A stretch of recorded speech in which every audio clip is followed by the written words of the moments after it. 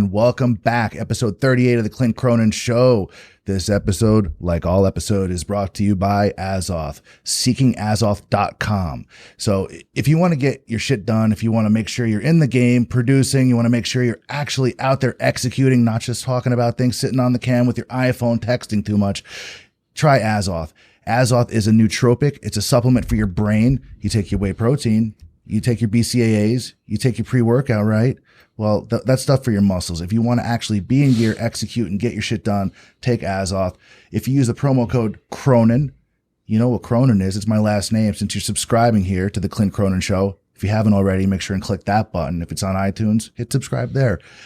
Back to basics, Seeking Azoth, SEEKING, Azoth, AZOTH.com, coupon code Cronin. It'll get you in the game. You'll get 15% off for being a subscriber, a friend, a member of my family, and you'll be ready to go. Now, right here, a guy that's definitely got his stuff together. He's in gear. He's on the Azoth train too. It's Kyle Hand, the gentleman grappler. He's an artist of the martial type, of the web type, of the .com type, and he's also got a great blog out there. He's got a great website. He's a hell of a writer. The gentleman grappler, Kyle Hand, Brazilian Jiu Jitsu brown belt. The guy's been around since Jump Street. Welcome to the show, brother. Hey, man, good to be here. Glad to have you. All man. right. So today, we tend to just go through topics, like water. But I kind of wanted to focus, if we can at least get a little bit of time on this. Yeah. We've got a lot of newer parents. Since I've known basically everybody, we've known each other for the majority of our adult lives now, and it goes from being single, to you got the girlfriend, then time sparse, and then you got the fiance, then it's a wife, then it's a kid, then it's another kid. Now it's a family. Yeah. The question I see a lot in the Reddits and with just people in general, like, how do you balance that time? Like, what is the correct formula to balance work and life and then adding in training? Because there's a lot of people out there that just let go. They start, the guys start getting tits. They're sitting home, and it goes from jujitsu to video games, just getting nagged by the wife. And what is the correct formula, and what are your feelings kind of on how you have to divide that time once you go from bro mode to family guy? Yeah. No, hey, great question, man. And that's I think a question even now we still kind of like wrestle with, right?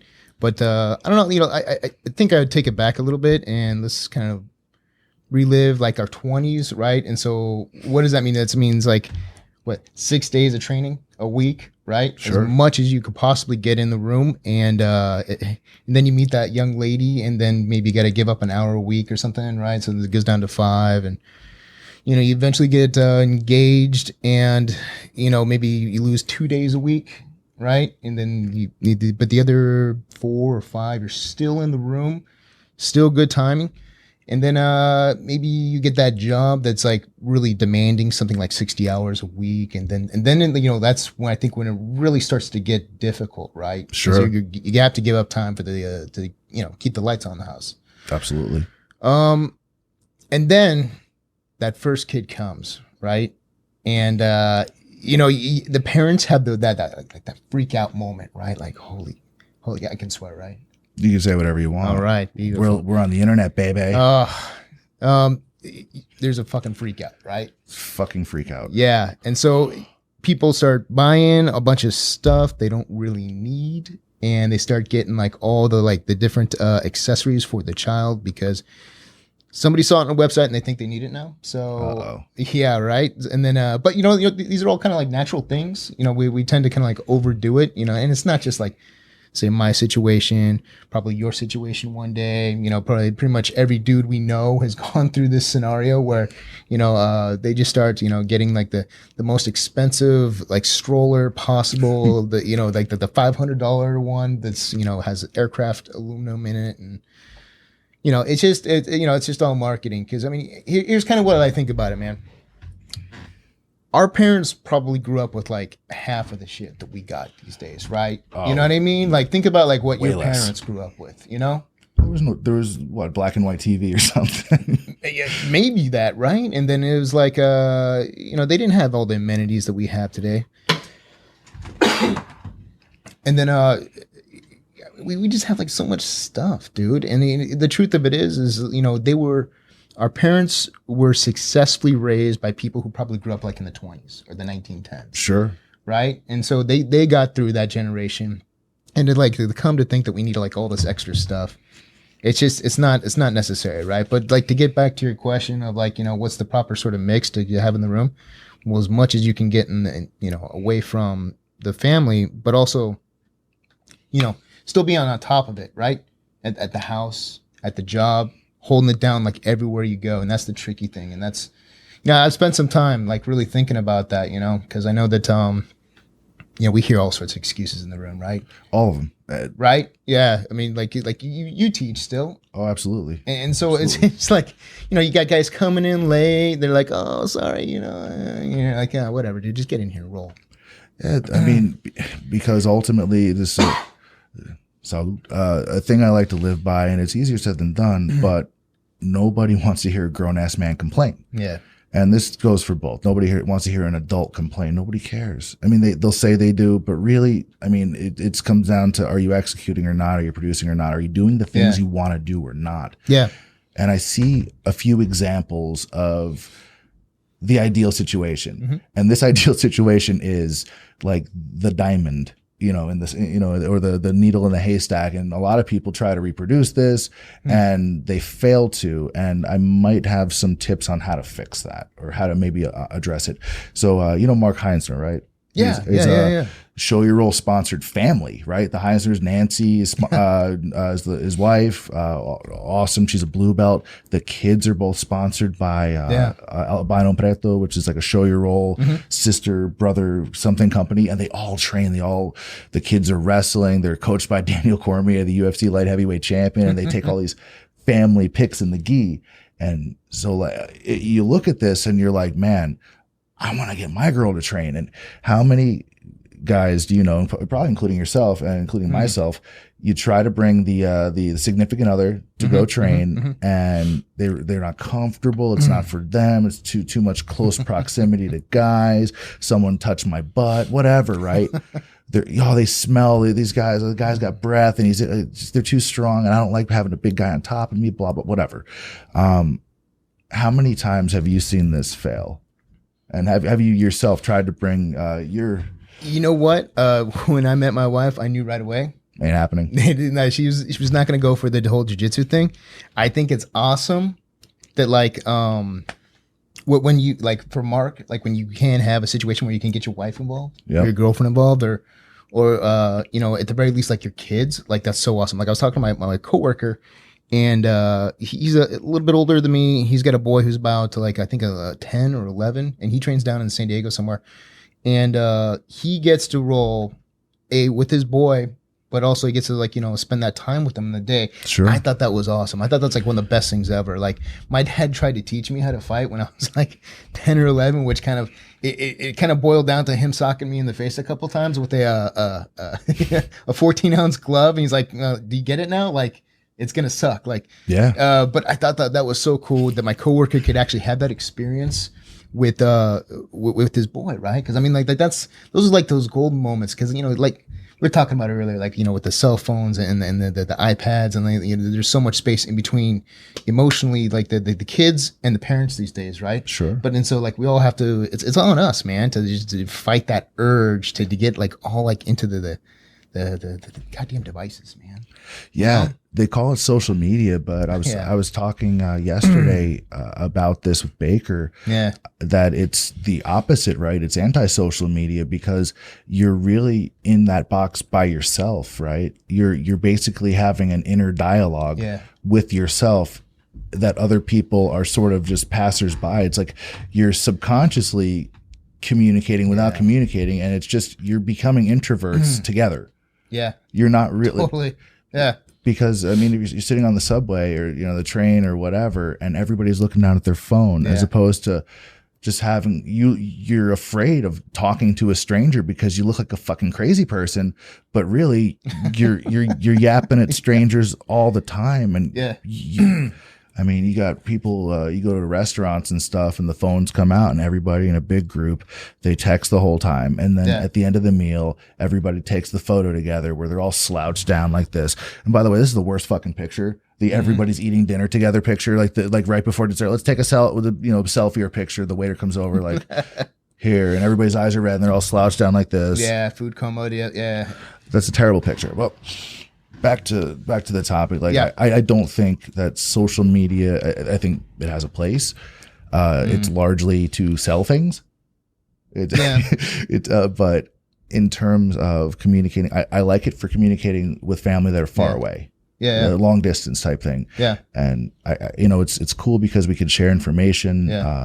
But the dissemination of that, figuring out what's real and what's just bullshit. Because if they said you should believe like half of what you see on TV, fuck, you should 10% of what's online. Oh, dude, Instagram is like the worst shit for humanity of all time. It's pretty bad. Oh my god! And you look at it and you're like, I feel so terrible. Like afterwards, like these 20-year-olds, they're killing it, man. And it's probably not the reality, right? And it's like, like somehow they're a life coach. They're like 22 and like those are the worst ones, right? They're so sanctimonious. They're like, oh, here's my new little like saying for you today, and that I picked off of Dwayne "The Rock" Johnson's Instagram. I just grabbed that one. Yeah. Like, I'm so wise. I'm 21, and you need to listen to me and take advice and life coaching from me. And somehow I'm posing to be a millionaire. It's like, come on, kid. You live at home with your parents and you're fucking broke. Yeah.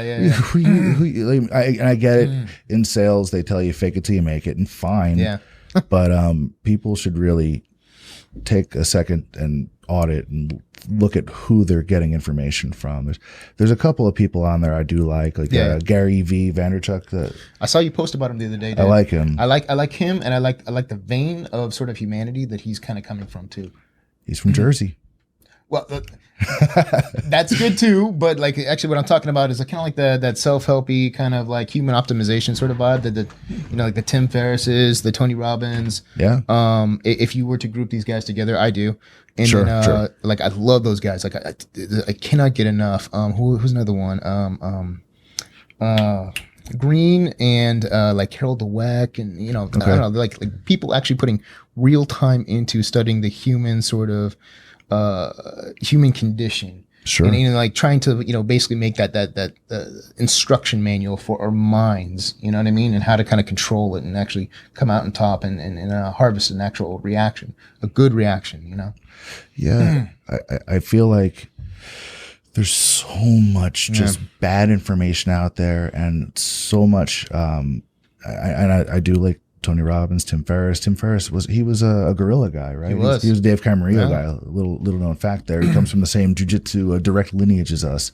So back as like a purple belt, he was over there at Gorilla. So was I. Yeah. Yeah, you guys were there together, right? And I used to see him there, and I had no idea who the fuck he was. Well, at the time, he wasn't. It wasn't a thing. Yeah. He was. He had not. What was it? The 6-hour work week, 4-hour work week. I'm sorry. I'm bad with numbers. Like the 8-minute abs. Yeah. It'll be 7. I'll fuck it up. But yeah, he's a jiu-jitsu guy, which I'm sure led to, just some of his success, because I know that for me, jiu-jitsu taught me a lot about patience. Yeah. And just to be pragmatic, and sometimes you're going to take the L. But what you learn in taking that L and not having this emotional attachment to just ideas, like being able to pivot and being able to say, okay, this didn't work. Why didn't it work? Yeah. What can I learn from it? How can I move forward? And not just sit there bickering all the time. But feeling bad for yourself, like when you get a fail, like in your life. I mean, especially like when you throw yourself into something like this, dude, there's gonna be fails, and especially like jiu-jitsu, right? Yeah. Dude, how often have you gotten tapped? How often have I gotten tapped? Good tap all the time. I'm supposed to. You got to have like the personal fortitude just to go back out there on the mat and say, all right, listen, that last mat, whatever, that's behind me now. Here we go again. I'm gonna, whatever he did, I'm now gonna learn from that and just put it, towards my positive future. Sure, I have a very compulsive personality trait where if I come across something I don't know, I don't like to have the answer I don't know twice. So if it's some new concept or some new information, something, or I caught with something, I kind of get obsessed over figuring, okay, what is this, and how do I not be in this situation again? How do I grow from it? How do I learn from it? And it's easier said than done, right? So, just being able to recognize failure and not sort of chase your tail and being like, okay, what's the correct amount of time to invest in this? Like, how is my time best spent? So well, I just finished this book. It's called Mindset, right? I don't know. Stop me if you read this one. I haven't. I've seen it, and this is something I'm looking that I want to read more about. Dude, Carol Dweck is the fucking shit, dude. Like, she is. She goes into basically, the two mindsets that we see like most commonly in our lifetime, right? I mean, inside the jiu-jitsu room, you have no other choice but to be like what they call an open mindset, where basically, you're gonna have these failures, but like you step right past it, right? And you don't own that sort of dirty part of it that is like sort of like designed to make you feel bad, and you put it aside, and you step onto like the next try of that generation, and that's exactly where you are in the jiu-jitsu room. That's like one of the main things I've learned through jiu-jitsu, and it was like so great. Like, I read it this past month, and I was like, oh my God, that's cool. That's kind of where, I think a lot of my personality comes from.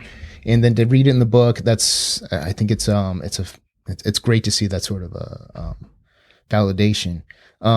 But anyways, yeah, I mean, if you get an opportunity to read that particular book, like personally, I do the, the Audible.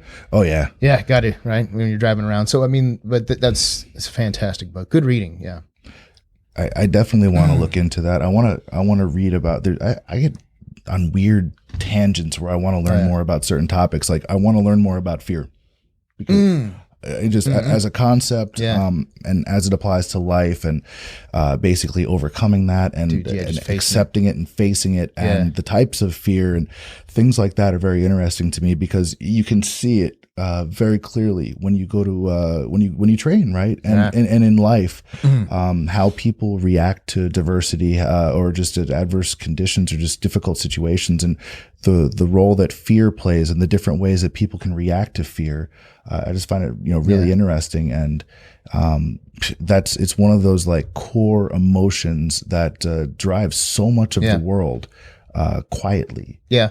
So, I mean, just getting back a little bit to like what we were talking about earlier, it's like with the family and the kids and whatnot. Sure. I take a lot of these lessons, these readings, these experiences that I've had through jiu-jitsu. Whether my kids do jiu-jitsu one day or not, whatever, it's fine. But it's whether or not you get on the mat, right? You got to have the courage to do it. I mean, you think about like the first time you stepped on the mat, like, you felt like, hey, this is kind of nuts, man. What am I doing? Like, all my friends aren't doing this sort of stuff. Like, what's with me that I want to go do this, right? But then it was like, once you got the hang of it, you're like, wow, there's a lot here for me. There's a lot of special stuff. I want to like pass that on to my kids, right? And then I think we talked a little bit off air about this, but like, what's a good mix, like, to kind of get your kids involved in? Sure. Like, you kind of have to push them into the shit that's it's scary for them sometimes. You know what I mean? My dad did it with me. He kind of pushed me like a little bit into like Pop Warner football as a kid, and then I wasn't like a real tough kid. I was always kind of like the smaller kid, and so like I had to go go try to hit these guys who like they had like 30 pounds on me, but when you're like a little guy, I mean that's more like 60 pounds. Like me trying to hit like what was that one that NFL guy who came in and worked out with us? Yeah. Like when I tried to go against him, like he just kind of bench pressed me up into the air. That's what I'm like. Hey, this is like junior high again. Oh man, yeah. Training with Andre, he keeps you honest, right? You have to you have to tighten everything up. You have to snug it all up, because the stuff you would get away with other people that are the same belt level, it isn't going to happen with this literally a super athlete. Yeah. I've never rolled with anybody that fucking strong before. Like so that Herschel Walker type frame where you're yeah. He literally just bench pressed me up into the air, and I was like, I had like one toe on the ground, and I was like, trying to balance off that. Yeah. But just getting back to it, I think it's really important to kind of push yourself into things which scare you a little bit, like such as jiu-jitsu or maybe like a business venture where you're not too sure where it's going to go, but like you just take it day by day, and you do your best every day, and you just kick some ass, and then pretty soon you've got something pretty substantial built up. I intend to do the same thing with my girls, kind of push them, just ever so slightly into something that it's, I know it scares them a little bit. They haven't done it before, but I see it with my little girls, man. I got a 1-year-old and a 3-year-old. Oh man. And that's work, right? It is work, man. But you know what? When I kind of like we'll do, I don't know, like we'll go to the playground over by my house. We have got a couple of them, and like they will try to like climb up like a new sort of like jungle gym, and like I know they've never done this before, but once they get up there, like you can see it in their face, they are so proud of themselves that they got up that thing all by themselves. And it's like that first time, you remember like doing something for the first time that you didn't think you had the balls to do it, and then you did it, and how great you felt. And then every subsequent time you're like doing it again and again and again and again. So it's funny, like what you see in little kids, you see in adults too. Oh yeah. You know what I mean? It's the craziest thing. I feel like you wind up having to be almost like an expert in child psychology to get kids to do certain things. Yeah. You have certain personality. Kids, I mean, they're, yes, they take after their parents a lot, but they're their own little people. Yeah. They have their own mindset. They have their own, agenda. They have their own, they're their own people. They have their own personality. So you see some kids that they're just, if you tell them to do one thing, they're going to do the other, whatever. So it's almost like you have to have the reverse psychology card up your sleeve the whole time. Like, no, I never want you doing that. Because, some of them, yeah. But other ones where, they're going to just like, you're their hero. So whatever the hell you want them to do, they're like, they want to do it. They want to be just like you. So it's crazy seeing like how just different kids react to that, just different ways. And, whatever it takes. I think jiu-jitsu for children, wrestling, the same thing is, it's this magic trick. It teaches them so many good things about just humility and hard work, and just keeps them in shape. You don't want them bored, right? Yeah, that's when things go wrong. When kids get bored, they have so much energy. That's when they get pissed off. Like you gotta burn that energy off. Like, I tell it to pet owners too, and it sounds like such a dick thing to say as a parallel, but I have a lot of experience working with dogs. In past lives, it's sort dogs of are awesome, family. man. My mom worked with she's like an animal welfare, like that's her career. She's like 30 years experience with that, and I had a lot of experience with pit bulls. And the ones that turned out great, whatever, those are the ones where people spent the time, they gave them the love, gave them the care, and you took them out and you worked their asses off to where they were too damn tired to make a mess. Yeah. And those are the happy ones. Those, you gotta exercise them. You gotta keep them working. And people, I'm not trying to say people are dogs. People and dogs are the same thing, but the kids need attention. They need attention, and the iPad isn't attention. It's no, for sure. It's really not. And it's like, I get it. I don't have kids. Yeah. But every parents please direct your letters to Clint Cronin at clintcronin.com. No, it's Clint at clintcronin.com or at Clint Cronin. Go ahead and follow me. Send me all the hate mail you want to. Join the Legion of Clintaholics, baby. Just fucking with you. But as a non-parent, I'm going to hand it over to Kyle. Kyle, as a parent, do you feel that we were talking about this technology thing earlier? Yeah. Kids just given the iPad as a pacifier, the iPhone as a pacifier. What do you think the right? Do you agree with it? Is there a certain age where it's good or detrimental? I mean, what are your thoughts? The funny thing is with the phones and the iPads is somehow, some way they just know them automatically. Like they see you kind of working with it, and then they pick it up and they do the exact same sort of things. And they may not be doing anything special, but they're like trying to mimic you every single time. Like you think your kids ain't watching, they're watching. They're taking in everything you're doing. The words you're using, the way you're walking. I didn't realize I had this one sort of gesture until I saw it on my little girl. Like I see them, I go like this. What are you doing today? And then all of a sudden they start doing it back to me, and I'm like, where'd you learn that? I'm like, oh, wait a minute, that's me. But I mean, the iPads they like them, so it becomes a treat, right? So the treat, you can be awarded after, you give them something to do, like, okay, it's time to wash your hands. I don't want to wash my hands. You can play with the iPad after you wash your hands, and then after dinner, you know what I mean? So like the iPad is a bit of a crutch for my 3-year-old, because we're potty training her. And to get her onto the potty and to get her to stay there, we give her the iPad for a little bit, and we're gonna kind of wean her off of that. But I mean, it's it gets her on there, because otherwise, man, the kid is off the can, and there's poop everywhere, and it's terrible. So it's you gotta kind of keep them entertained for a bit, and that's an okay amount. And then you take it away, and then you move on with your day, and it's tough, and they'll fuss, and they're gonna have a fit. But at the end of the day, and, I said this earlier. We're here as parents to raise small adults. We are preparing these little people for adulthood. And, it might seem kind of insignificant, like 1 day, 1 hour, but, they are, kind of like carbon copies of us. So, we gotta make sure that, we do right by them. But it could be just simple things, you don't need to have the aircraft grade aluminum, push stroller, the one that's like, $1,500. You don't need all that, man. You just need to be an attentive parent. That's all. That's, and to make sure that, you're not kind of like oversaturating your kid with like gifts and sweets, and, just use it when it's an acceptable time to give them a treat. So I think that's where sort of the jiu-jitsu or the wrestling comes in, and my dad wouldn't let me do the football thing. They were really.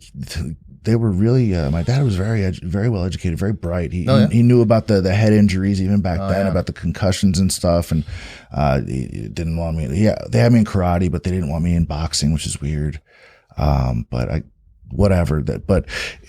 in terms of jiu-jitsu, in terms of wrestling, being able to overcome that adversity and grow and to actually have something difficult, but to experience that your own hero's journey and your own hero's tale of like, you suck now, you work hard, and then you get good, and then you win, and being able to feel that joy.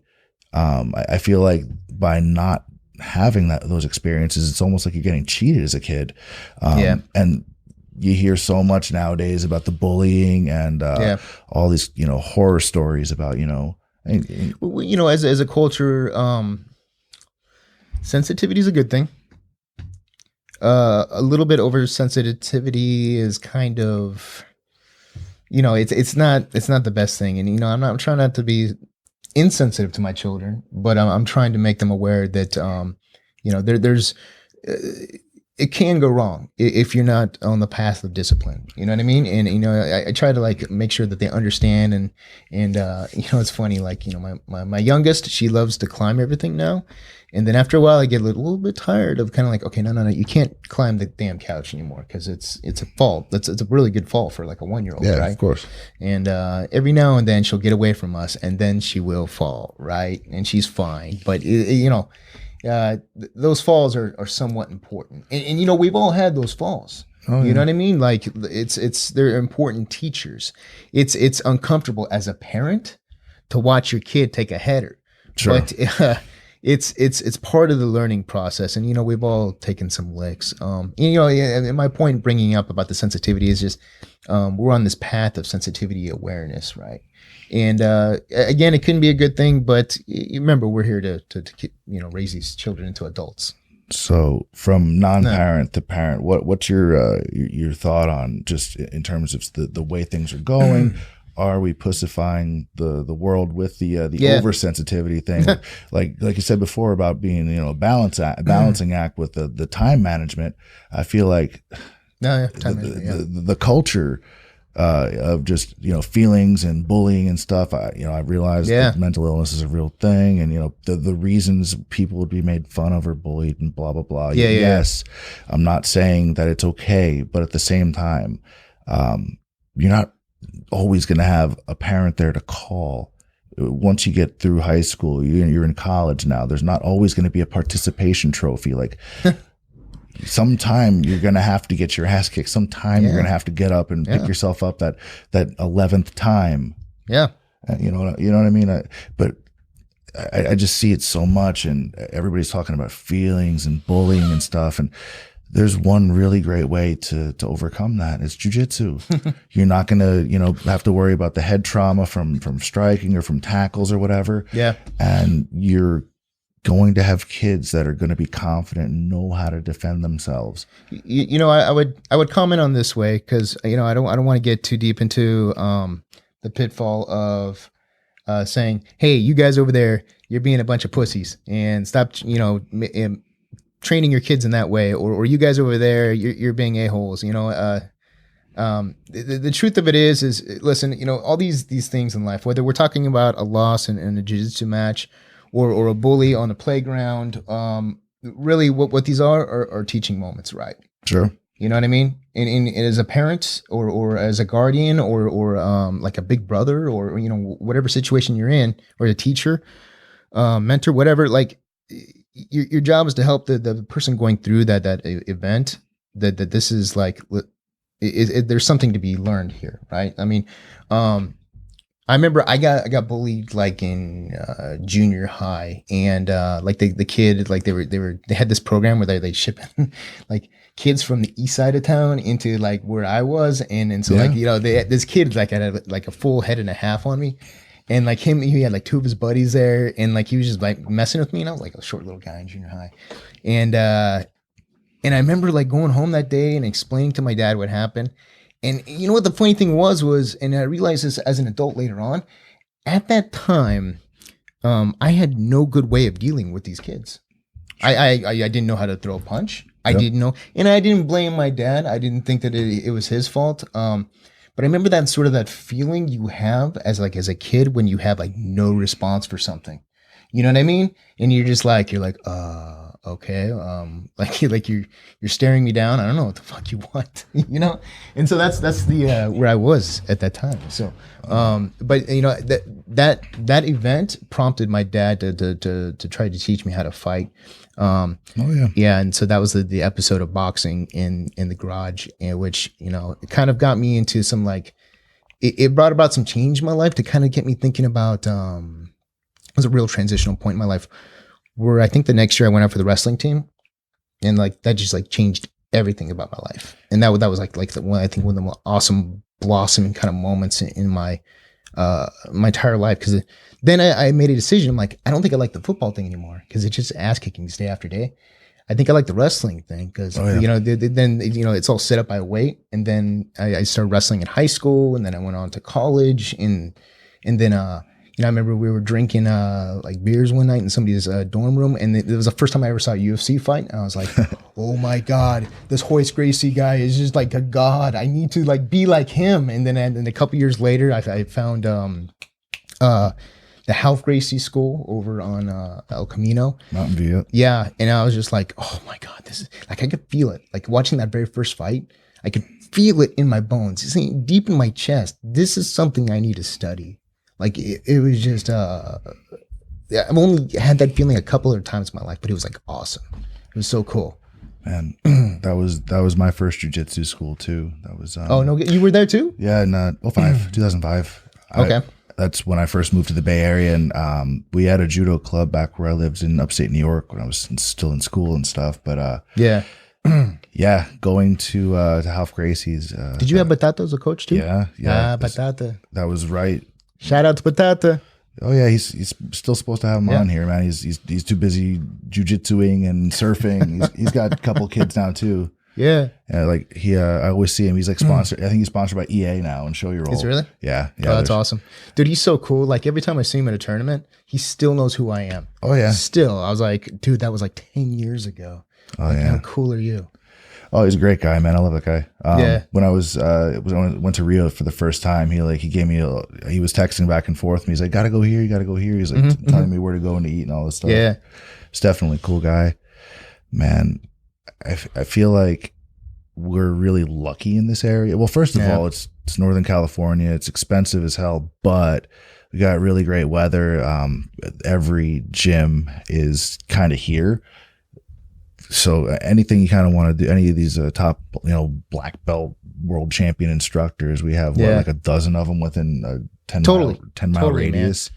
Oh God, yeah. No, this is like, I think, with the exception of Southern California. I mean, this is probably one of the best places you could, hope to be in. But just kind of going back to the whole education theme and children. I mean, it was. I think that initial sort of picking on, that bullying, that tough moment for me.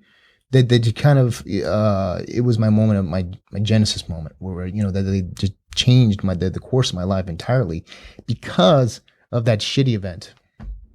And you know what? If I saw that guy today, I would not be mad at him because he gave me a far greater gift. Yeah. Would it be nice to see that he wasn't doing very well? like he's like, would you like fries with that? Would it feel good? Just a little bit. A little bit. All right. Yeah. But He's waiting my table or something. exactly. Be like, hey, remember that one time? 21% tip. Yeah. It was better than me. Oh man. No, but it's these are just, they're tough moments. They're uncomfortable, but the thing of it is we just got to get our kids used to them, and it's probably not a popular thing to say, right? Because we've seen it like with people like we went to high school with, or went to college with. We see them like on the Facebook, and they treat their little baby like a little doll, and they dress them up all perfectly, and you're like, you're going to have some tough moments with that kid. Like, I get the feeling that you love that kid and that's wonderful, but you're going to have to teach them like some difficult moments about life, whether, and I hope it happens on a jiu-jitsu match, those moments about loss and failure. I hope they happen on a wrestling mat, but if they don't, then, they'll probably it's a good lesson on picking yourself up, learning something from it, and just going out and doing it and try too, Yep. Yeah.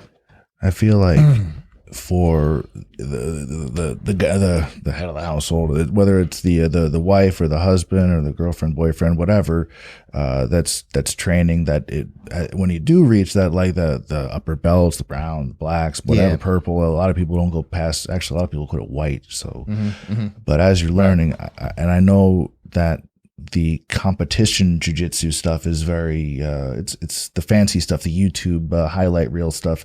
Everybody likes to do that, but I feel like the self-defense stuff, it's very very much sort of underrated. And I feel like for the head of the household, whatever you want to call it, learning that stuff and sort of just teaching the others, and if somebody grabs you this way, just learning this very basic self-defense stuff. I feel like for upper belts, it's like, like disseminating that information to your family and teaching that stuff. I feel it's important. So some of my own curriculum, but I do show the various, those things, gi chokes and whatever, and that are sort of more sport specific moves. But I do focus a lot on the self-defense stuff, like standing, grip breaking, not necessarily as it would pertain to a jiu-jitsu match, right? Yeah, no, I totally agree, man. But I mean, I do take a kind of exception with one thing though. I mean, I kind of feel like if you get your kid like all ready for tournament level like jiu-jitsu, like they would probably do pretty damn good in a street brawl. You know what I mean? Like I realized like, okay, listen, it's probably not smart to do some sort of berimbolo kind of shit, But I mean, otherwise, I mean, their back take is probably vicious, right? Sure. Or maybe like their double leg is probably like spot on, as good as any wrestler if they're doing tournament level. You know what I mean? So I think that like getting your kid to tournament level, and there's probably, I don't know, if you put this on YouTube, I don't give a shit. Say bad things about me, but I really do feel like if you get your kid tournament ready, that level of intensity will teach them how to execute like even a shitty move, and make it useful. It's as long as you're sort of conveying the difference, like you're probably not wanting to jump guard on a street. I mean, and the idea of like, don't take down position. if based on their body type, that they're just more prone to use the guard. Maybe they're flexible and they just use the flexibility. Maybe they're whatever. If they're not a good wrestler, they use the guard more. And I feel like as long as you're disseminating the difference sort of, and that up is better than down. Right. You might be a guard player that's all you do, and that's tremendous, wonderful, congratulations to you, but up's still better than down. That's why it's called up. Oh yeah, that's all there is to Playing it. A statistics game, yeah. If you pull guard and that you just get you hit your head on the ground, you only have to do that once, and that could be death, right? And you never know if there's people around. So just the idea of your objective is to make space, and space is your friend. Space management, jiu-jitsu in general, right? If you're on the bottom in a match and you're trying to break their posture and do some sort of submission, that's tremendous. But if it's a street fight, if you can just do a kind of a technical stand up out of guard and bounce and leave, either get to a weapon, get to somebody for help, get to, whatever, make space. So sort of that application of space management is, obviously going to differ between like tournament and, basically, how do you want to say, the street or, real life. So if for example, like you try the just, you got to go train for your kids. No, I don't want to, Dad. You try the reverse psychology with the wife, with the kids, it doesn't work. Then you're left with, okay, well, if you're not going to train, here's some basic self-defense stuff. And this is just stuff that'll learn how to break a grip against a stronger opponent or whatever, or just how to make space, right? Trying to get them to train. I feel like if, so the most successful women's program I've seen so far in jiu-jitsu, and I've been to a lot of gyms now. If you've seen with this show, that's all over the place. What Henner Gracie and Eve Torres Gracie are doing. Oh, right. If you see the size of their women's program, there's 100 girls on the mat. Believe it. It's insane. It's a sea of women. They have their gi pants, they have the belt, they have the t-shirt, and the way that they promote it, and the way that they market it, this women empowered program, it's really cool to see, and how they've structured it and how stoked the women in there are about it. Yeah. Like they drink the Kool-Aid full on. Like they have their pink belts. Cool. There's a pink belt, right? Yeah. And it's cool that they're able to do that. And I feel like for people that are thinking about, that really would like to get their significant other, their girlfriend, their wife, whatever, to train, or, even a sister, or a family member that you think could use this, maybe the exercise or just the self-defense stuff.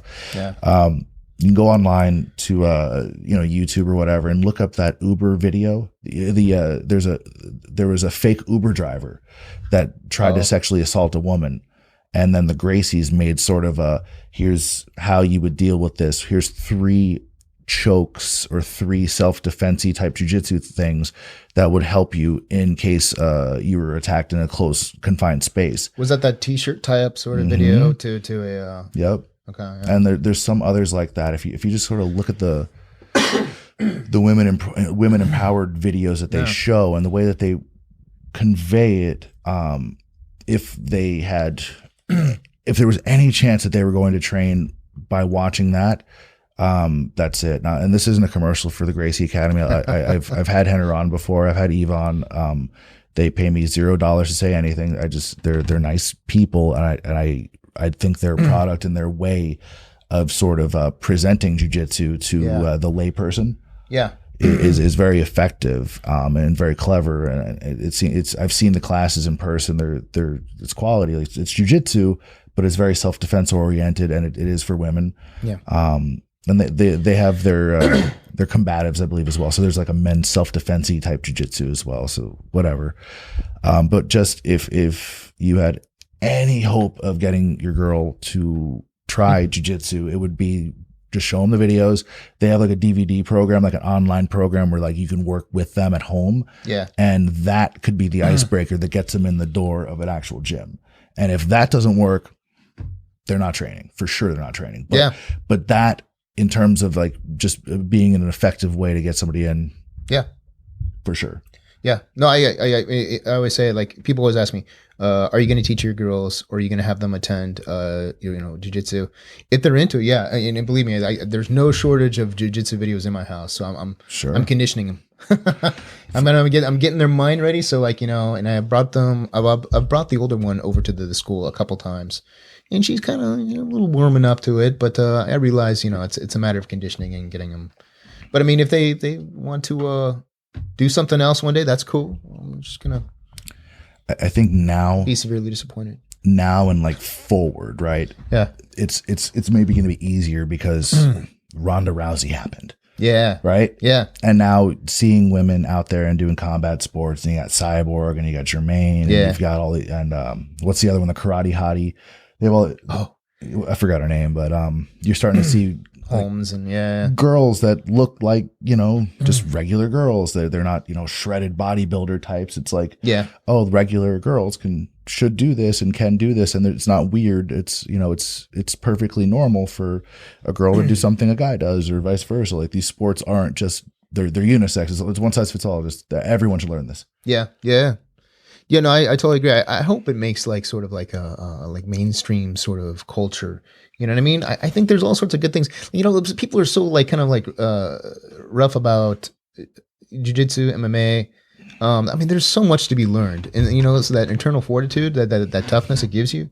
I mean, there's all sorts of lessons, man. You know, just people are so quick just to be like, oh, that's I don't know, well, you know, the things they say about jiu-jitsu and MMA people, but you know, just the tap out bro thing, or when it's I forget like the new NFL.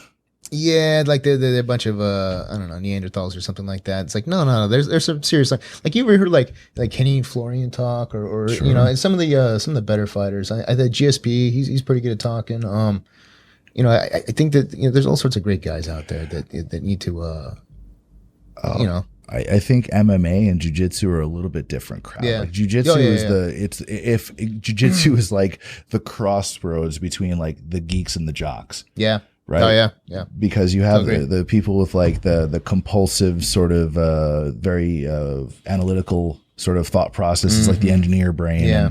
And, you know, it's them getting in shape and getting fit. And I mean, look at some of the systems they've come up with. Like look at what the 10th Planet guys do. Like look how elaborate their system is.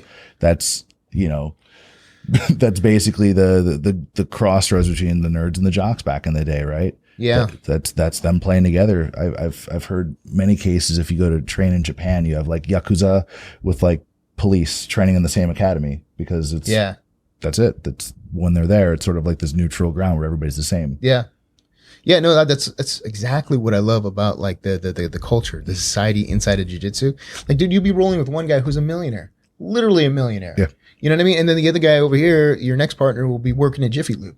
You know, and it's just like you get this huge cross section of life, but y'all got this kind of understanding. You know what I mean? And you know, the millionaire guy might be good, or the other guy might be good, but it's, you know, it's somehow it just kind of all equalizes out. You know, and it's just it's fantastic. I don't know. It's one of the best environments I've ever been in my entire life. And you know what, the other thing too I love about jiu-jitsu, it's like you go into an office scenario and people can kind of bullshit their way around through a job. You know, they can fake what they know. They can say, you know, they have all sorts of tactics to kind of, you know, fake like a personality type or you know, a skill set. You know, Sure. You cannot do that in jiu-jitsu. No. There is no bullshitting. We will know exactly who you are in about 30 seconds when you get your ass on that mat. So that's all you need. It's the last honest job. Yeah. They say, you know, prostitution's like the oldest profession. Well, I'm pretty sure ours is older because, you know, primates have been. Well, I don't know. It's definitely the last honest one. So I'm pretty sure there's some dishonest hooking going on out there. But you can't lie in this. No, you can't, because your performance is like, okay, go. Well, you could wear whatever fancy thing you want. Oh, look, it's got tassels and fucking. So it's this thing, and then there's a little gold tip at the end of the belt, and it doesn't matter, because the best way is just go to a no-gi class. Yeah, because you're not going to be apprehensive. You're not going to train differently because this person's that or that. And I mean, I guess you could be starstruck, but I don't know. Everybody's just there. Yeah. I don't know. Like, it's just one of the most honest interactions I think I've ever had in my entire life. You know, you can't fake. It doesn't matter what comes out of that person's mouth. It has no bearing. How they roll is entirely the conversation that you're about to have, you know? Oh, you got, whenever you do have somebody that has a questionable skill set or questionable level of experience, when someone's bullshitting you immediately know before you even start training. Yeah. Because there's a certain, like, the things that they'll say are very, I did this just, you know, a couple of years, but, you know, I haven't rolled in a while, and blah blah blah. And so sometimes I see like people like start to employ those workplace tactics. I call it office kung fu. You know what I mean? So they go in there and they say, like, they start to lie, right? And they go like, oh, well, I'm pretty good, but you know, I don't do this gi stuff. You know, and then I already know. The excuses come. Then you're like, oh, there we go. There it is. All right. Well, whatever comes out of your mouth, let's just roll. I don't really care. You can continue to talk, but you know, I'm now going to own this from here on out. So, yeah. It's there's a lot of time to talk after training's over. During the thing, and it just ruins it. Everybody's like, all right, how was your day? Blah blah blah. Just start training. Just do the fucking arm bars or whatever. Yeah. Whatever you're doing, just please, because it I'd rather have 10 minutes of good training than an hour of, okay, blah, blah, blah. Good to see you. This half-assed sort of nonsense training. But Yeah. I mean, that's, I don't know, like, do you see this in the other schools that you've been going to visit? And then it's like a little bit more of the talking. I kind of feel like sometimes we forget why we're there, and it becomes a little bit more of a social scene than, say, like an area where we all come to and we're all going to make a point to study jiu-jitsu together. You know what I mean? It happens in smaller gyms. You'll notice it gets kind of complacent. In larger gyms, you train with more people. Yeah. And you tend to not have that same tightness or whatever, and a lot of it just comes with the instructor just sort of being sort of more hands-on, and gyms that how do you want to say it, that they encourage you to compete more. You'll see less of the, oh, how's it going, blah blah blah, and you'll see more hard training. It comes down to sort of the cadence or the culture of the school ultimately, and then the individuals. So the people that want more, they'll go and they'll take more regardless. Like those people that want to compete, they want to be champions, they want to whatever, they're going to push regardless, because your priorities, like no matter where you are in life, like they're going to adjust accordingly. So I mean, if you go to a school that's famous for competition, you're probably going to get good and you're probably going to compete because that's what they're doing there, as opposed to just sort of the 9-to-5 place where people are good. They can protect themselves. They're there, but they're not world championship caliber, and there's nothing wrong with that. No, because you can cater your training to any of those different things. Not being a world champion doesn't make anyone less, because there's no money. No one's getting paid with those medals. There's only a few. Really, not even like Polaris and stuff like that. Well, the pro events, there'll be 1,000 or 2 or something like that. But no, Fight to Win Pro, they were the. Well, I know that one probably doesn't have much, but it was when I think it was 500 or something, 250 to show. But I mean, maybe the champions make more, but the big talent, regardless, it's not a big money sport. The guys that are making a lot of money have these big franchise gyms and stuff like that. Like they have, what Eddie's got 50, 60 gyms now or something like that. It might be way more. There's Gracie academies all over the place.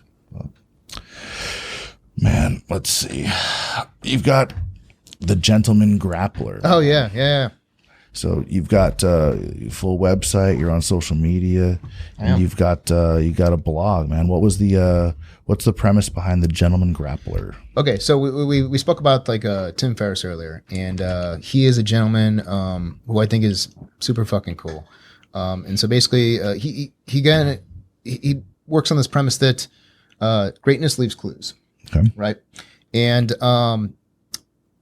he interviews countless people who are unique, and not just like the millionaires, but also like the medalists, the gold medalists, the Olympians, and the professional athletes, and the entrepreneurs, and all sorts of people who they figured out some sort of way to succeed in life. And so what he's trying to do is kind of distill out the commonalities from that. And so that's what I started with Gentleman Grappler, because I didn't feel like you can go to like YouTube and you can see like any number of videos, dude, how to do one specific technique.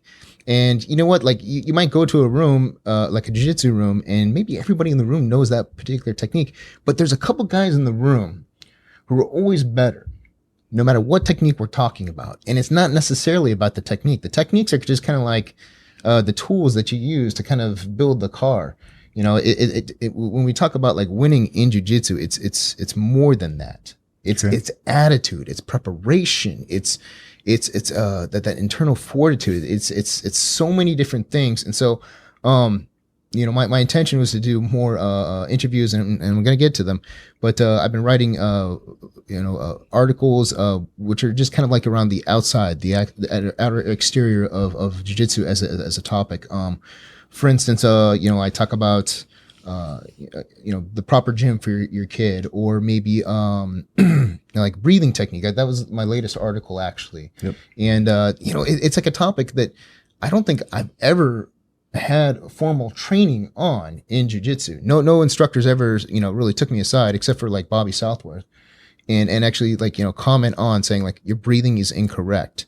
I had to learn it and I've been, I decided to write the article and really, really research it and talk to, or, read up on guys who, they make it their business. There's nothing but like, there's breathing experts out there. Wim Hof or something. Wim Hof. Oh, dude, he's insane, but he is so much fun to watch. He's like this crazy Dutch guy. And he does like these insane things, like just through his breathing technique, he's cultivated a skill set for actually, fending off cold. So like he did it like a TED talk where he was just like in a vat of ice and water. And he was just sitting there, chilling there for 10 minutes. And then they hooked up electrodes to his body and like his body's just automatically generating this amount of heat. And so he does this through his breathing technique. And it's crazy, dude. And so, I just feel that there's a host of this cadre of a collection of topics out there that we're not talking about, man. Sure. And so that's really what I want to achieve with this project. And, anyway, so, when I want to get a moment, I try to add to it, and hopefully it can turn off to something better or just help people, really. But if you get a chance, please check it out. It's gentlemangrappler.com. I'm also on Facebook. I'm on Twitter, and I think I do the Instagram too, but I don't really know what to do with that. Probably take a picture of this and you take a picture of this. You can screenshot this phenomenal stuff because we're clearly in the outside of Times Square, like Good Morning America right now. Like we look like awesome here. We look like TRL, right? Yeah. Remember TRL? Yeah. With Bill Bellamy and who else was on? Bill Bellamy. Dude, it's been so long. Do they even have MTV anymore? I don't fucking know. I haven't had cable in years, man. Yeah, me too. I killed that shit. Yeah, I don't do it. I don't know. I can't watch commercials. I know they're lying to me. Yeah, I know. Yeah. Once I hear that. In other news today, I know you're lying. Yeah. You Midwest generic, like non-specific English American accent trying to sell me things. I know you're trying to sell me things. I don't want them. Yeah, I don't want them. Yeah, I'm with you. I killed my cable a couple years back. Yeah. It was a commercial after commercial after commercial after commercial. So I was like, what am I paying for? You're paying to literally get a pill for everything, and to buy things that you don't need or want, or to get like a Chevy truck or something. Every channel wants you to buy a fucking Chevy truck, all of them. Watch any TV show and you're like, man, I really need Viagra, depression medicine, and a fucking Chevy truck. I don't need any of those things. I don't have anything to put in my Chevy truck. And I think you know what the best one was though? There's always an ad on cable TV for Sonic, and there's like no Sonics around here. That's like the biggest miss of all time. It's like, what the fuck? Like, why would you pay to have that run in this market where there's like no Sonics around here? There's a Sonic. There's two Sonics. Here in San Jose? You have to drive. Imagine driving that you're on the way to LA or Vegas or something. Okay. Yeah, exactly. Or Craig. Yeah. Old school Craig or whatever. Yeah. Purple Belt Craig. Jordache, yeah. Yes. If you go, that's funny. The joke is that he showed up with actually a denim gi one day, and so I called him Jordache. Craig Wallace, I love you, man. You're the best. Yeah, never change. Oh man, off topic real quick, but he was competing. I was coaching him a few weeks ago, and dude, he's killing it, man. He's actually really good now. He avenged a loss to a guy that he's friends with that beat him previously twice, and he finally beat him. He lost the final. He got silver. It was fine. He did great. Props, Craig. Glad to be out there. It was in the Cow Palace. Cool event. Oh, okay. Yeah, he did that one. Yeah. But he beats him, and they're about to be on the podium. He's like, man, I'm not going to lie. It feels pretty good to finally beat you. Or it feels pretty good to beat you. And the guy's like, wah, wah. Because he beat him twice. And the last time was a little bit suspicious judging there. But dude, no. You know what? Like I've known him since back when I was over at Camarillo's place in when he was still part of AKA. Yep. And he used to have so much difficulty back then. And then I don't know what it is. For the past couple of years, he's killing it. He's like on fire. He's like super good now. I think he's present. Yeah, it takes lost all that weight, and he's just. It takes time to learn how to learn. Yeah. Right. Yeah. That's it. It takes you a while, and your priorities are different. You know yourself better. Yeah. Right. You're reacting to things, less emotionally, and you're able to understand the techniques, and you're able to spend more time on the mat. Yeah. because he lives far as hell. He lives Oh my gosh. like where's that Casa da Fruta or whatever it's called? Like if you're driving to It's down by SLO or something like that. No, Los Panos. yes. Los Panos. So if you drive across 152 like to the 5, he lives off the 5 over there. Yeah. The other side of the 152, that fucking abortion of a drive over there. You know, it's raining or shitty out. No, but you know, he's like one of the best examples of like somebody who you couldn't knock him down, dude. No, like you know what I mean? Like he took lumps, I think, for those first couple of years over at Camarillo's, but then he's just one of those stories that you couldn't keep him down. He just kept coming back year after year. And then now, like, all of a sudden, like, boom, he's like a purple belt, you know? Yeah, because he was a white belt for a very long time. He was a blue belt for like a decade or something. He wasn't there all the time. You know, there were breaks. Yeah, he took breaks. But I mean, he's got a family too. He would have been like one of those guys, like he could have disappeared, and you'd be like, oh, okay, well, you know, it was really difficult for him. I understand. But no, he came back and he's killing it now. I think he was winning tournaments and shit. Yeah. Yeah. I'm glad he's out there competing. He should. It's it's making him better, obviously. So he's motivated. He's out there. I'm glad to be out there coaching him. And you gotta wait all damn day for his matches, because every time I coach, it never fails. It's somebody early in the morning and then somebody at like 4 p.m. and it's far. So you're like, all right, well, I guess I'll take a nap. And then the other guy's like, well, I might do absolute. Fuck, no nap. But, no, I'm always happy to be out there, man. He needs to do one thing though, and he needs to bring back that denim gi. I don't know where they sell those. Well, it was like a Kukir or Kuktar, right? Yeah. I don't even know if they're in business anymore. Is that what it's called? Well, whatever it is. You know what I'm thinking, right? Whatever it is, he'll know, because he listens to this on the commute. So so if these are too short, if these episodes are too short, he breaks my balls. Like, we need 43 minutes. What the? Like, Greg, you keep talking for an hour. Come on now. He's a beautiful man. I like Greg. Yeah, but so the Sonic's down by him. Okay. So if you exit 101 to 152, there's a Sonic right there. Okay. Yeah. I've got Sonic on the way to multiple road trips down to either Southern California or I just Las got Vegas. one question. Is it delicious? No. I'm not prepared for such food. I get violently ill if I'm not like they're not a sponsor, are they? Ready for it. Yeah, Sonic's a fucking cherry vanilla slushies at fucking Sonic are a sponsor. Have a cherry vanilla slushie before your jiu-jitsu match. Yeah, you won't poop. You'll poop. It'll be like mainlining what is it, that medium chain triglyceride or MCT oil. What is that? MCT oil. It's like the concentration of the coconut oil that you put in the bulletproof coffee. Oh, okay, for the ketogenic diet, the ketosis guys. They use that for fuel, basically, MCT oil. Oh, okay. But you shit. You're gonna poo. Have you tried that? The keto diet? Not for long. I take some aspects of it into my own diet sometimes. Like I'll do the sort of intermittent fasting where I won't eat until a certain time and I won't eat after a certain time. Yeah. I have more fat base in my diet than carbohydrate base, for example. I think that's just sort of good sort of practice regardless. But in terms of going fully into ketosis and checking my blood sugar levels all the time, although I should, just heredity based, the blood sugar thing, I don't. Maybe I will at some point. I have a lot of friends that, broke my balls for a very long time to try the ketogenic diet thing.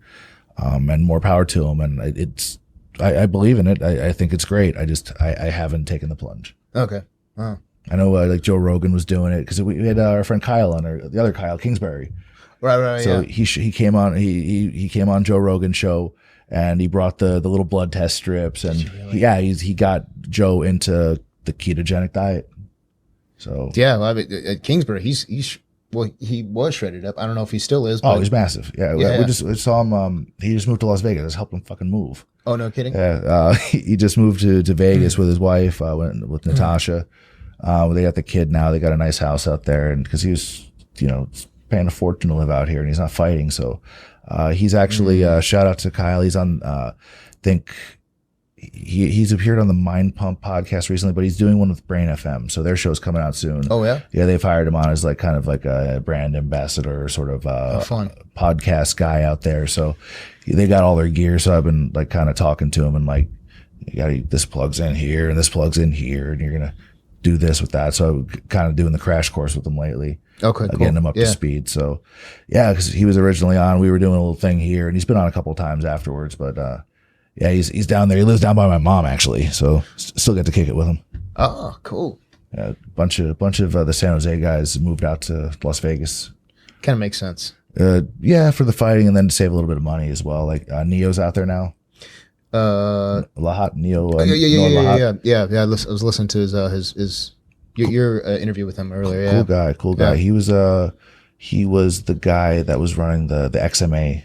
He's a black belt. He's been a black belt forever. But that gym XMA, you remember Payam, the Persian dude, cardio kickboxing guy. I don't know. So that one. I think they own XMA, and he was like the Jiu Jitsu guy over there. But now he's over in I think he's Extreme Couture.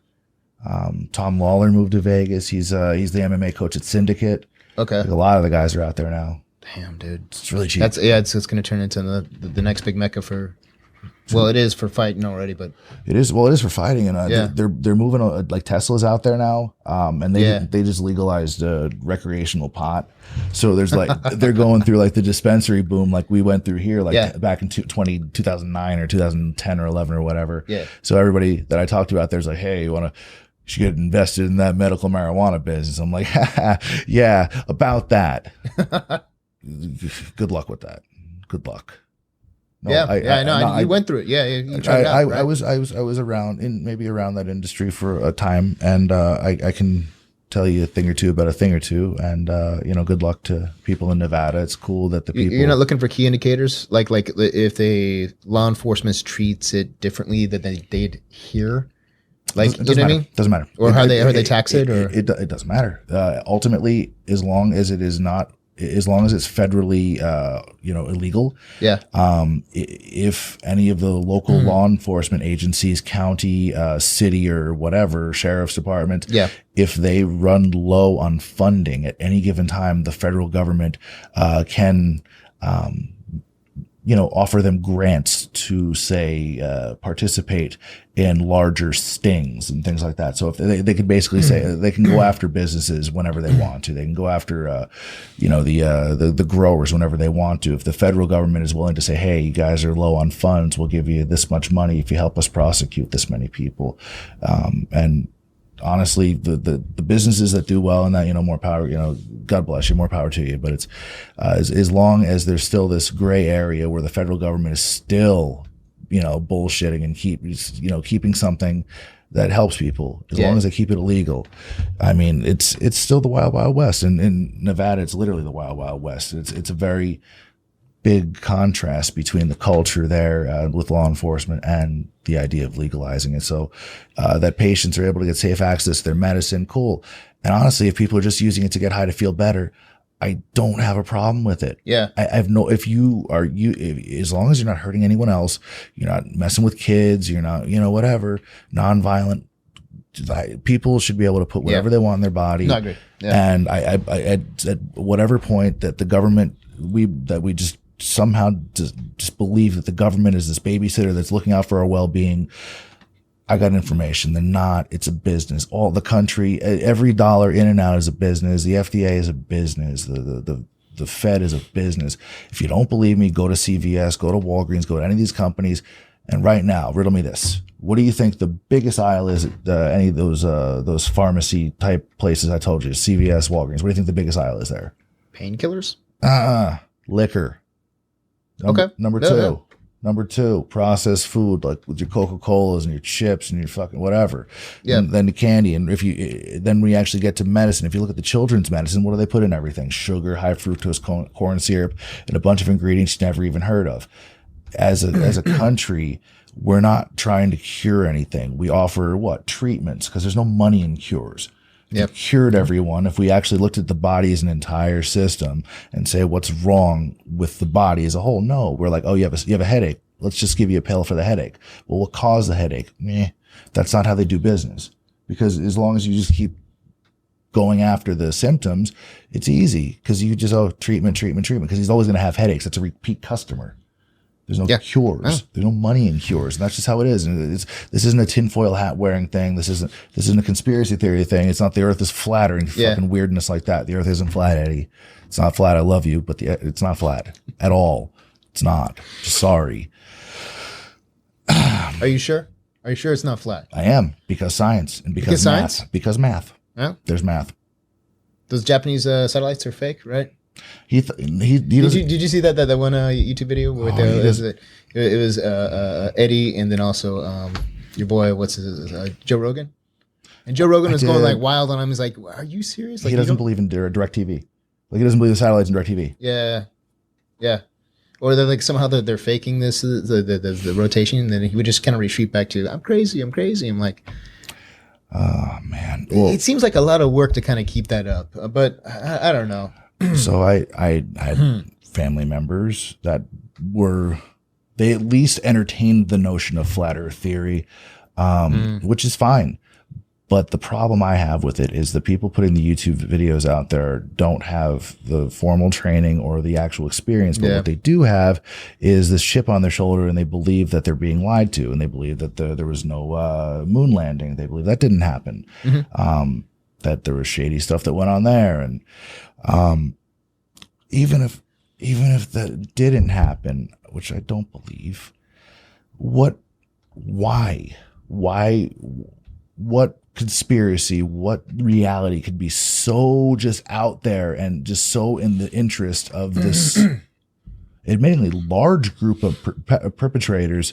If this is a conspiracy, like, what benefit would it be to them? That's true. That's a good way to kind of debunk things. Like, what would it be good? Like, is it like a monetary gain, right, to this group of people to maybe fake this moon landing or something? You know what I mean? There's no money in this, you know. You know what it is? It's like, you ever seen the movie, like The Matrix, or what's the other one? The with the vampires, Daybreakers, where the vampires, it was like they had these people hooked.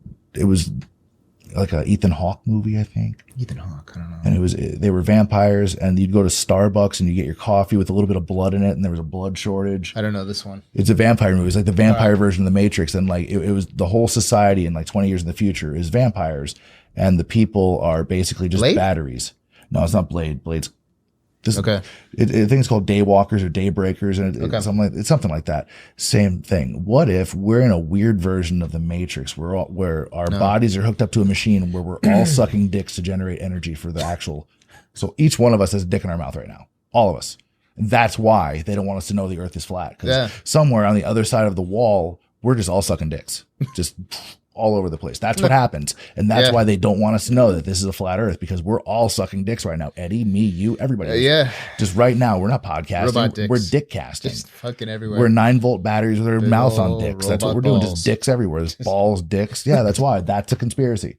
Because otherwise, what the fuck else would the conspiracy be for? Who's in on it? I have friends that work at NASA. I promise you, they don't give a fuck. They're not part of a conspiracy. They're just chilling and pushing buttons, working on a firewall or something. My good buddy's over there. He works at NASA.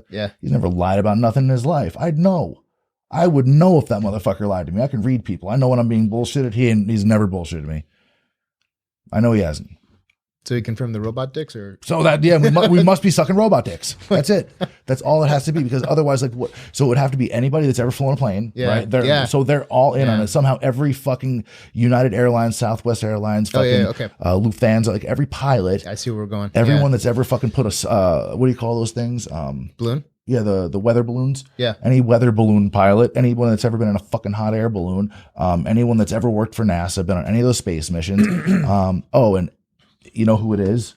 It's the people that make those globes. They're in on it. Big globe, big round Earth. Yeah, we live in a strange time, man. We're somehow truth and facts have become like optional. Like you know what I mean? Like it's just become I don't have to believe in that. You know what I mean? No, it's become kind of conditional. It's like, it's so weird. Yeah. But the universe is under no obligation to make sense to you. Yeah. But it's still going to do what it does anyway. It doesn't matter if you believe it or not, because it is. Just because it is, you don't have to believe the Earth is flat. But when people that believe in nonsense get into places of power and are able to influence other people, and maybe, just maybe, those people should be lemmings and they should walk over the edge of the cliff. Maybe that's how nature takes its course, and the dipshits just fucking die. Maybe that's it. Yeah. Maybe they're not supposed to be here anymore. Maybe, 2,000 years ago, like this sort of problem kind of worked itself out. You know what I mean? When they believed, like, they would say, like, hey, if you walk towards that cliff, the angels will pick you up and you'll fly, right? You know what I mean? It just worked itself out, Yeah. Either you were smart enough to understand that you were going to fall off the cliff, or, you're like, no, fuck you. I know what's going to happen. Yeah, exactly. Gravity, bitch. I'm going to fall in the rocks. No, but see, that's the thing. They don't believe in gravity. Yeah. They don't believe in gravity because it's not a scientific law. That's your science. That's not my science. Yeah, but that's the thing. The people that are saying that, you don't have science. You watched a couple YouTube videos. And guess what, motherfucker? I'm on YouTube too. And I will fucking armbar you if you start that again. There's no fucking flat earth. It doesn't exist. This is truth. We just told you the truth. We wouldn't lie to you. We're on the fucking internet, right? Fuck. Yeah. I'm not actually that, man. I don't give a fuck. You can believe whatever you want to believe. It actually doesn't. Please stop reproducing, though. You don't have kids. It doesn't really appeal to me. I don't care enough about what people believe to spend the time like in trying to influence somebody otherwise. Like, I don't care enough to convince somebody else that I'm right and they're wrong. I don't give a shit about being right. I don't need to be right. I'm wrong all the fucking time. That's the cool part. I can be wrong. Then I learn something new. And then I'm smarter. I learned something I didn't know before because I didn't study everything ever. I'm not undefeated at everything. I lose, I fail, I'm wrong sometimes. But then I get new information, I get more information, and then I'm fucking better. Yep. That's it. Yeah. And the people out there that it's the same ones that they act like tough guys in the gym and like, right. They're about to get their fucking arm barred. And right before, my balls. Like, what? You what? The guys that they're about to get tapped, but they don't, instead of being tapped, they're like, oh my God, my eye, something's in my eye. And time. Like those guys. I don't see too many of those anymore. Generally, those types of guys kind of stay away from me. I imagine they probably stay away from you too. Because you know what I mean? Like it's so much easier for you to kind of call their shit. Whereas if they go with the white or blue belt, then it's they can pull shit, I don't know. I don't come across that many guys. I feel like there's a lot of when my knee was not fucked up, I would feel like there was a good amount of people who would kind of, disperse when it was time to like go pick a partner. So, yeah, honestly, so it's funny. My knee is messed up right now. I heard. And my neck isn't good either. LCL? However, LCL? Yeah. My goodness. Yeah, not a full tear. Just I think just where it connects to the actual bone right there on the outside of the knee. It's distressed. It's just not happy right now. So I'm just behaving myself, man. I'm doing what I can do on the mat. Yeah. I'm clear with who I'm training with, and I'm very deliberate about picking training partners. And I'm not 100%. And there's a difference between being hurt and being injured. Yeah. And I don't want to cross the precipice of that injured tag. Mm-hmm. My game, regardless of whether I'm good or I'm not, I'm healthy 100% or not, which is the fuck's 100%, is to protect myself first. Mm-hmm. You cross that 30-year-old mark and closer to 35, closer to 40. It's like if you're not trying actively to protect yourself first, like I'm not getting paid to choke anybody in class. In fact, if I'm teaching, so if my students are better than me, cool, I win. Like that's the evolution of things. The teachers are supposed to be surpassed by the student. The children are supposed to be smarter. They're supposed to be better than the kid. Your kid's supposed to be smarter than you. That's why he's good at the iPad already. So all the good stuff from you and your wife, you put together, you put in the kid, you teach them the difference between right and wrong, and based on your experiences, so they have a head start at life. Yeah. Right. So that's the same thing with the student. Like the same way with the kid. Like if I get tapped by one of my guys, I'm like, fuck yeah, I did a good job. He didn't leave. That, keeping a student all the way from white belt to purple belt, which is, I've had nobody drop off. Nobody that's got belted, I haven't had them drop off. Been doing morning class 6 years now, and they're loyal as fuck. So I'm very happy with that. If one of those guys catches me, I mean, you're not going to, but I'd be really happy for you if you did. I'm just fucking with you. I'll get old one day. Oh, I should get tapped. A lot. Yeah, man. I hear you. I feel like we kind of warmed up towards the last 30 minutes there, though. It happens, especially like when you haven't. I need to loosen up. You do. Well, we got whiskey over there. No, that's it, people in general. Like when you first start talking, you're like, I heard it earlier with I was listening to who was it, Alex and Ant talk, and I was like, wow, man, they're so. I hope I don't sound like that. Oh, towards the end though, like because we did two of those. I know that they loosened up towards the end. We did because we did so two. Much better, yeah. Well, we were full of food and drink, and we just watched the UFC, so everybody endorphins are just running wild, brother. Yeah. So brother, I like these fucking shirts. Hey guys, whoever makes these things, it's constant pressure or whatever. You guys should send me shirts. I like wearing them. I think they look pretty good. I don't recall the name of these, but I like these. I have no idea where you get all your stuff. I imagine I don't you get a crazy Amazon wish list that. I do have an Amazon wish list, and you actually what guys can do, or guys and gals out there, if you like the show and you want to contribute, but you don't want to, just send me your money. What you can do is go to amazon.clintcronin.com. I'll put a little thing on the screen, and you can do your shopping as you normally would. And by using that link, it basically Amazon kicks back a percentage towards the production cost of the show. So Amazon's affiliate program. So amazon.clintcronin.com. Is that where they sell the nootropics? No, Azoth. That's on seekingazoth.com. That's coupon code Cronin or promo code Cronin, and that's going to get you 15% off. And I think the 1 month thing, I think it's like $44.95 is the sale price right now, which is awesome. I do take it. I'm not going to, and believe me, I've had talks with other sponsors and stuff where I just wouldn't work with them because I didn't believe in what they're doing. Mm-hmm. I got people that hit me on social media that want me to promote their stuff on my Instagram all the time. I don't do that unless it's somebody I know and I trust their stuff and we've used it. Kyle Kingsbury is like the guru of nootropics. Oh, shit. And when I first started talking to these guys at Azoth, I took some as a trial, but the other half basically went to Kyle. Yeah. And then Neo got some as well. And so the feedback I got from them based on, how they did and how they felt with them. And then the ingredients list, which just surpassed like everything out there, including the alpha brain, including the new mood. I mean, so, and my personal experience being able to, travel, train, stay healthy, and be awake and alert and being able to carry a conversation after a training session. Right. Yeah. Yeah. So I definitely believe in what they're doing there, man. So Cool. I ran out. So Prati, I know you're listening. Send me more. So seekingazoth.com, coupon code Cronin for 15% off. This man right here, gentlemangrappler.com. You got the social media links? Oh, it's actually I don't remember we'll put them on the Instagram one right now, but you can find me on Facebook, and it's gentlemangrappler.com. So it's pretty easy to find. Hope you like it. Check it out and give me some ideas for writing for you guys. Okay. Absolutely. And we'll make sure and put all the links in the description of the YouTube, and then we'll put them in the description part of the podcast as well. If you like what you heard today, be sure and give a like, or if you're listening to whatever platform you're listening to, share it, comment, subscribe, because that's how we know that you like what we're doing and you're showing some support. And otherwise, it's all I got. Kyle, anything? Hey, keep it classy. All right, keep it gentleman. You stay classy, Bay Area world, and go train. All right.